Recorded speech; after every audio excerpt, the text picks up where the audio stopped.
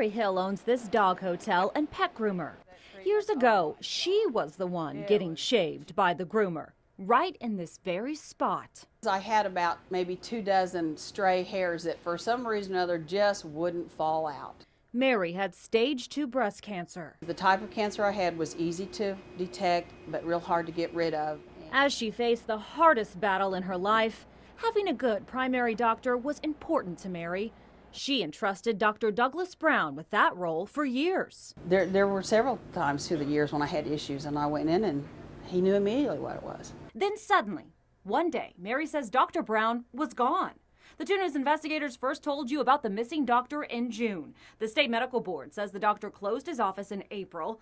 The doctor told us he was seeking treatment, but didn't say for what. We pulled his record with the medical board and found his medical license was suspended in 2005 for a narcotics violation and sexual misconduct. 4 months later, his license was reinstated, and he was placed on a 5-year probation, which ended in 2010.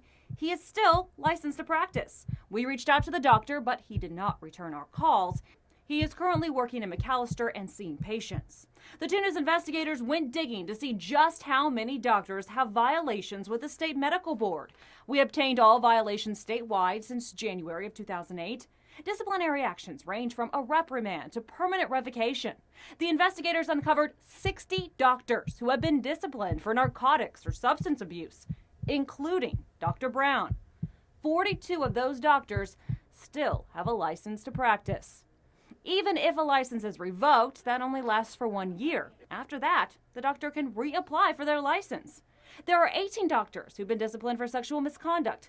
Half of them are still fully licensed to practice. And there's more. The 2 News investigators also uncovered 10 doctors with felony convictions. We asked the medical board executive director, Lyle Kelsey, what happens when a doctor is convicted of a felony? Pretty much automatic. Okay. Right, with a felony. But remember, if a doctor's license is revoked, the revocation only lasts a year. In fact, the board has only permanently revoked one doctor's license ever. With a felony conviction, you can practice medicine. And it is happening. The 2 News investigators found 3 doctors with felony convictions that are still licensed to practice. At the time of the convictions, all of the doctors were disciplined by the board. But now, 3 of them have their licenses back to practice. If doctors do practice again, they have to tell the medical board and places they work about their conviction.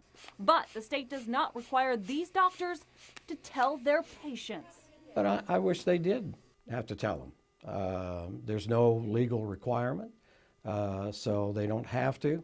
You can find out information about your doctor by going to the Oklahoma Board of Medical Licensure and Supervision's website and typing in your doctor's name. Or you can go to the Oklahoma Supreme Court Network's website. Type in your doctor's name and you will see any civil or criminal cases against your doctor. It's just what Mary is doing as she searches for a new primary care doctor. Marla Carter, 2 News works for you.